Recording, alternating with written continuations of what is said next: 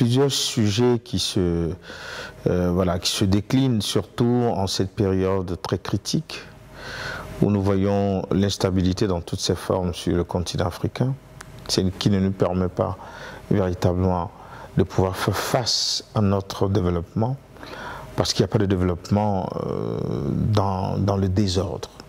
Le développement a pour substance nécessaire d'abord la quiétude. Donc du moment où nous sommes bâillonnés au niveau des frontières, ça va être compliqué. Mais nous pouvons aussi regarder que ces derniers temps, avec le réchauffement climatique, le mode ou bien notre agriculture doit changer de facette aussi. Elle doit tenir compte aujourd'hui des agrégats que nous sommes en train d'obtenir, les inondations que nous allons affronter dans les mois, dans les années qui sont devant nous, et qu'il faut réinventer l'agriculture. N'oublions pas que c'est cette agriculture qui nous nourrit. Et qu'aujourd'hui, comme le numérique se décline dans tous les savoirs, il est hyper important aujourd'hui, et compte tenu aussi des résultats imprévisibles que nous avons dans le secteur agricole, et pour ne pas avoir des véritables soucis de limitation des ressources et éventuellement aussi de la crise alimentaire, nous avons le devoir de réinventer notre agriculture. Mais comment le faire?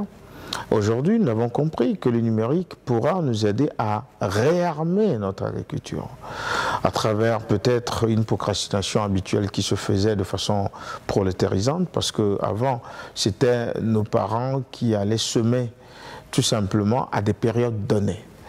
Vous voyez par exemple nos mamans à l'époque, moi j'étais encore enfant, maman disait attendez, c'est la saison, au mois de janvier il faut planter l'haricot, au mois de février ce sont les piments, ainsi de suite.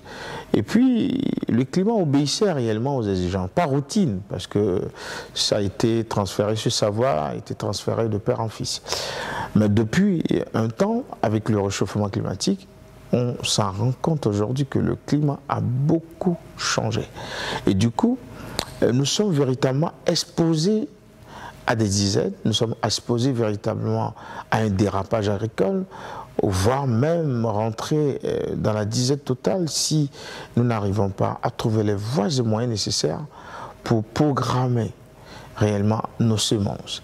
Et pour le faire, il y a aujourd'hui la possibilité à ces jeunes de développer des applications intelligentes, leur permettant tout simplement de pouvoir avertir, ce sont des applications préventives et qui annoncent l'arrivée de pluies, des ouragans, ainsi de suite. Donc je pense qu'aujourd'hui, la possibilité est là, des ouvertures sont données et qu'il faut nécessairement conduire cette jeunesse dans ce savoir participatif, un savoir qui va nous permettre tout simplement de pouvoir booster continuellement notre économie réelle, de pouvoir l'interroger, de pouvoir aussi le critiquer au point d'obtenir quelque chose d'extraordinaire.